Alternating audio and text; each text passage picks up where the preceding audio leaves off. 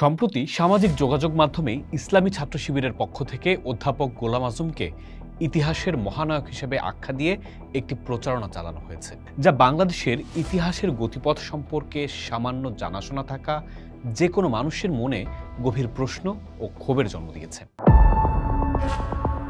আজ তাই নির্মোহ ঐতিহাসিক তথ্যের আলোকে গোলাম আজমের ভূমিকা বিশ্লেষণ করা অত্যন্ত জরুরি। তিনি কি সত্যি কোনো মহানায়ক, নাকি ইতিহাসের এমন অধ্যায়ের প্রধান স্থপতি যার কপালে লেগে আছে ৩০ লাখ মানুষের হত্যা আর লাখো নারীকে ধর্ষণের দাগ? একজন ব্যক্তির ঐতিহাসিক ভূমিকা বিচার করার মাপকাঠি হলো জনগোষ্ঠীর কল্যাণে তার অবদান। সেই বিচারে গোলাম আজমের কর্মকাণ্ডকে স্থাপন করলে যে চিত্রটি ফুটে ওঠে তা কোনোভাবেই মহত্বের পরিচায়ক নয়, বরং তা এক গভীর ষড়যন্ত্র, গণহত্যার নেতৃত্ব দেয়া এবং গণবিরোধী অবস্থানের অকাট্য শব্দলীল। ১৯৭০ সালের নির্বাচনে যখন বাঙালি জাতি স্বাধিকারের পক্ষে নিরঙ্কুশ রায় প্রদান করে, তখন থেকেই গোলাম আজম ও তার দল জামায়াত ইসলামী বাঙালির এই গণতান্ত্রিক আকাঙ্ক্ষার বিরুদ্ধে অবস্থান নেয়। তিনি বাঙালি জাতীয়তাবাদকে ইসলাম ও পাকিস্তানের ঐক্যের জন্য হুমকি হিসেবে চিহ্নিত করেন। তার বক্তৃতা ও লেখায় বারবার এই ধারণা প্রচার করা হয় যে বাঙালির স্বাধিকার আন্দোলন মূলত একটি ভারত সমর্থিত ইসলাম বিরোধী ষড়যন্ত্র, যার লক্ষ্য পাকিস্তান নামক মুসলিম রাষ্ট্রকে ভেঙে ফেলা।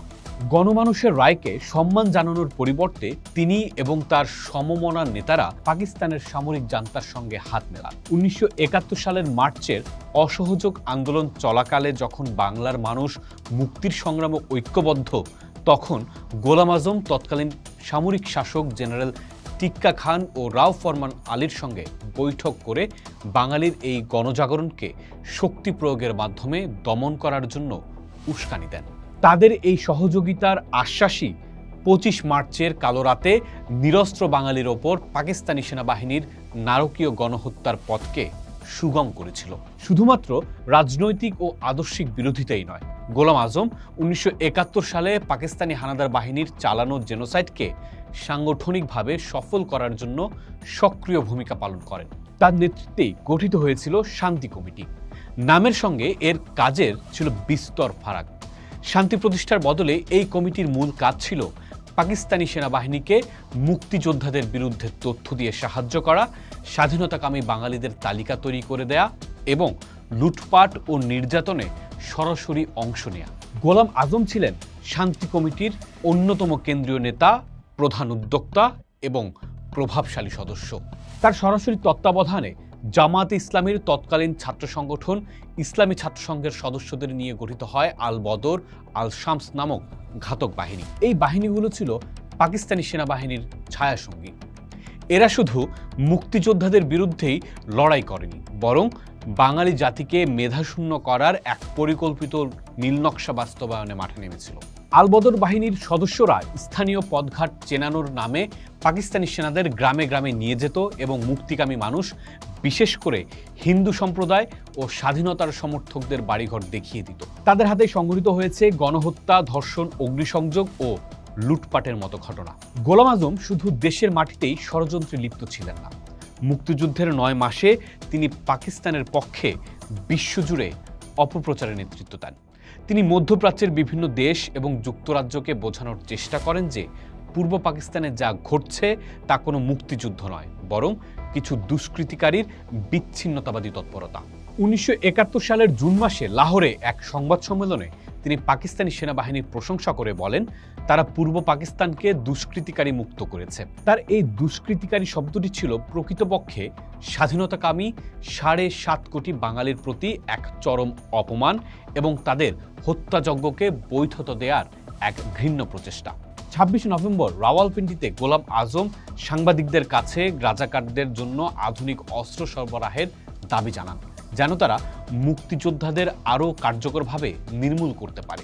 একজন রাজনৈতিক নেতার মুখ থেকে স্বদেশবাসীর বিরুদ্ধেই এমন হিংসাত্মক বক্তব্য তার গণবিরোধী অবস্থানকে সন্দেহাতীতভাবে প্রমাণ করে। মুক্তিযুদ্ধের শেষ লগ্নে যখন বাংলাদেশের বিজয় প্রায় নিশ্চিত, তখন গোলাম আজমের নির্দেশনায় আলবদর বাহিনী এক নির্মম ও পাশবিক পরিকল্পনা বাস্তবায়ন করে। বাঙালি জাতি যেন স্বাধীনতা পেলেও কখনো মাথা উঁচু করে দাঁড়াতে না পারে, সেই লক্ষ্যেই তারা দেশের শ্রেষ্ঠ সন্তানদের শিক্ষক, চিকিৎসক, সাংবাদিক, সাহিত্যিক ও শিল্পীদের পরিকল্পিতভাবে হত্যা করে। 14 ডিসেম্বর বুদ্ধিজীবী হত্যাকাণ্ড ছিল গোলাম আজমের রাজনৈতিক দর্শনেরই প্রায়োগিক রূপ। একটি জাতিকে মেধাগতভাবে পঙ্গু করে দেওয়ার চেয়ে বড় শত্রুতা আর কি হতে পারে? এই হত্যাকাণ্ডের মাধ্যমে তিনি নিশ্চিত করতে চেয়েছিলেন যেন বাংলাদেশ একটি ব্যর্থ রাষ্ট্র ও বুদ্ধিবৃত্তিক নেতৃত্বহীন রাষ্ট্রে পরিণত হয়। ইতিহাসের বিচার বড়ই নির্মম। এখানে ব্যক্তির আকাঙ্ক্ষা বা অনুসারীদের প্রচারণার কোনো স্থান নেই। কর্মই নির্ধারণ করে দেয় কে মহানায়ক আর কে খলনায়ক। গোলাম আজমের সমগ্র কর্মকাণ্ড ছিল বাংলাদেশের মানুষের আশা আকাঙ্ক্ষার বিরুদ্ধে, স্বাধীনতার বিরুদ্ধে এবং মানবতার বিরুদ্ধে। তিনি একটি জনগোষ্ঠীর স্বাধিকারের সংগ্রামকে ধর্মের নামে কলঙ্কিত করতে চেয়েছেন, দখলদার বাহিনীর গণহত্যাকে সমর্থন জুগিয়েছেন এবং দেশবাসীর রক্তে হাত রঞ্জিত করতে ঘাতক বাহিনী তৈরি করেছিলেন। কোনো জাতির মুক্তি সংগ্রামের বিরোধিতা করে গণহত্যাকারীদের পক্ষ নিয়ে এবং নিজ দেশের শ্রেষ্ঠ সন্তানদের হত্যার নীলনকশা বাস্তবায়ন করে কেউ মহানায়ক হতে পারে না। এই ধরনের প্রচারণা কেবল ইতিহাস বিকৃতির নির্লজ্জ চেষ্টাই নয়, বরং 30 লক্ষ শহীদের ও সম্ভ্রমহারা মা বোনদের অবমাননার শামিল। এই সত্যকে কোনো প্রচারণা, কোনো মিথ্যা প্রবন্ধ বা কোনো ফটোকার্ড দিয়ে সামাজিক যোগাযোগ মাধ্যমের বিভ্রান্তি তৈরি করে মুছে ফেলা সম্ভব নয়। পোস্ট দেখুন, ভাবুন, করুন। থাকুন পোস্টের সাথে।